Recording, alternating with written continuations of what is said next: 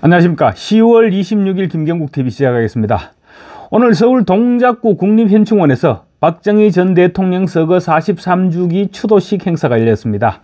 오늘 행사에서 한동훈 대표가 눈길을 끌었는데 다른 대목이 아니라 박정희 전 대통령의 육성으로 국민교육 헌장을 낭송하는 장면이 흘러나왔는데 한 대표가 이때 국민교육 헌장을 엎조리는 장면이 포착된 것입니다.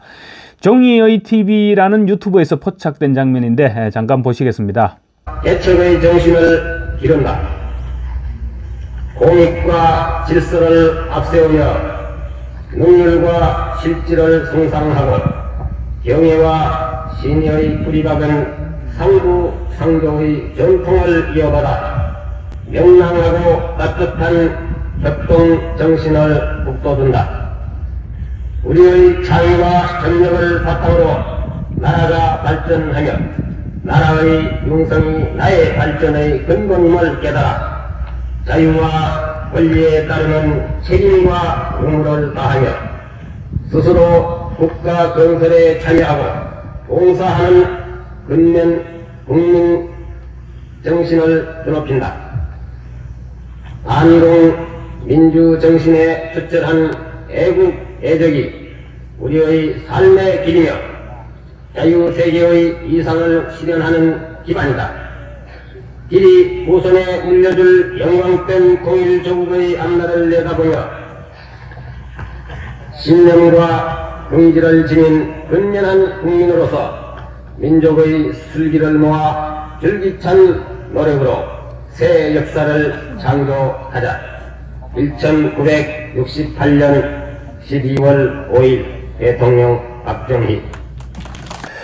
언제 중단됐는지는 모르겠지만 제가 어릴 때만 해도 우리는 민족 중흥의 역사적 사명을 띠고 이 땅에 태어났다, 이런 문구로 시작되는 국민교육 헌장이 있었습니다. 국민교육 헌장은 과거 학생들에게는 필수적으로 암기해야 했던 그런 내용이었죠. 우리 때만 해도 선생님들이 한 번씩 암송 여부를 체크하기도 했고 또 교과서 앞페이지에 국민교육 헌장이 실려 있었던 기억 다들 아마 기억나실 겁니다.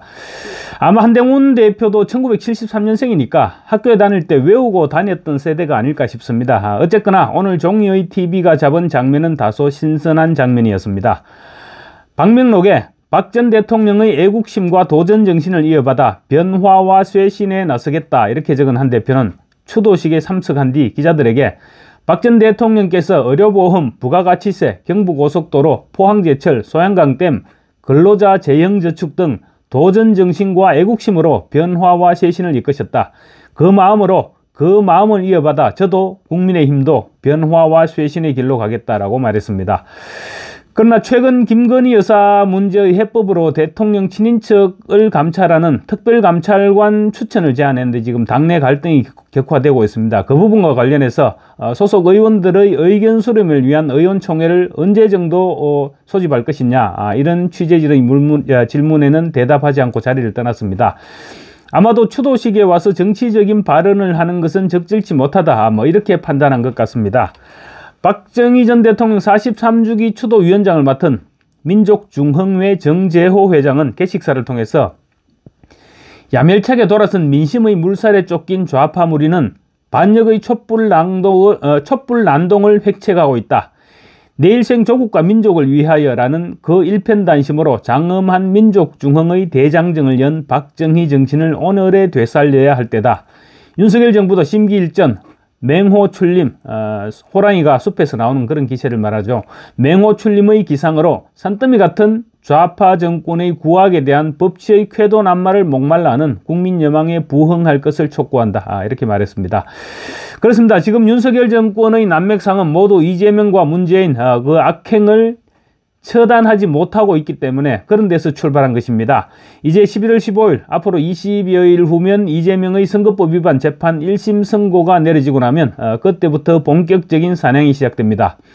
하루 앞선 14일에는 김혜경, 이재명의 부인 김혜경의 선거법 위반 선고가 있고, 그리고 또 이재명의 선거법 위반 1심 선고 열흘 후인 25일에는 위정교사 혐의에 대한 1심 선고가 내려집니다. 그렇게 되면 이재명은 무너질 수밖에 없습니다. 지금 민주당은 이렇게 얘기하고 있죠. 설령 이재명이 1심에서 피선거권을 박탈당하는 그런 선고가 내려진다고 하더라도 이재명은 건재할 것이다. 이렇게 큰소리 치고 있습니다. 절대 그렇지 않을 것입니다. 큰소리 치고 있는 자체가 두렵기 때문입니다.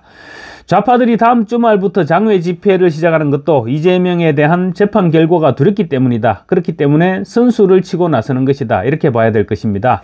그래서 25일, 다음 달 25일 이후면 이재명은 무조건 무너지게 되어 있습니다. 또 조국도 아마 그 즈음이면 대법원의 최종 심의 선고되면서 교도소로 들어가게 될 것입니다. 그리고 그 전후로 문재인에 대한 소환 일정 조율도 시작되지 않을까 싶고, 또 11월 말 또는 12월 초쯤이면 이화영 전 경기도 평화부지사의 외국황 관리법 위반 혐의, 그러니까 대북 송금을 말하는 것이죠. 외국황 관리법 위반 혐의 등에 대한 항소심이 선고됩니다. 항소심에서 유죄가 확정되면 이재명의 불법 대북 송금 사건, 그러니까 제3자 뇌물 혐의에 대한 재판도 급물살을 타게 되는 것입니다. 민주당 법사위원들이 이번 정기국회 국정감사에서 이화영의 항소심 재판에 집중적인 관심을 보였는데, 이재명은 아마도 불법 대북 송금 재판이 가장 두려울 것입니다. 선거법 위반이나 위정교사 혐의의 경우 이재명의 정치 생명을 좌우하는 재판입니다. 그렇지만 대북 송금 재판은 이재명이 최소한 10년 이상 징역형이 선고될 가능성이 높은, 그야말로 이재명이 남은 인생을 교도소에서 살아야 하는지를 결정짓는 재판이기 때문에 이재명으로서는 훨씬 두려울 것입니다. 이화영의 항소심 재판에서도 외국황 관리법이 유죄로 선고되면, 즉 불법 대북 송금이 인정되면 이재명의 불법 대북 송금 재판, 그러니까 북한을 방문하기 위해서 돈을 갖다 바친 제3자 뇌물 혐의에 대한 재판도 빠르면 내년 초에, 그러니까 신진우 부장판사가 수원지법에서 자리를 옮기기 전에 신진우 부장판사에 의해서 1심 선고가 내려질 가능성도 배제할 수 없어 보입니다. 오늘 박정희 전 대통령의 43주기 추도식에는 전날 선친의 묘역을 참배한 것으로 알려진 박근혜 전 대통령은 참석하지 않았습니다. 그 대신 박근혜 전 대통령의 동생인 박근령 전 유경재단 이사장을 비롯한 유족들과 한동훈 대표, 추경호 원내대표, 정희용 의원 등 당 지도부가 참석했습니다. 오세훈 서울시장과 김문수 장관, 그리고 홍철호 대통령실 정무수석 등 여권 인사들도 자리를 함께했습니다. 감사합니다. 구독과 좋아요 그리고 알림 설정은 저에게 큰 힘이 된다는 사실 다시 한번 말씀드리고 이만 끝낼까 합니다. 감사합니다.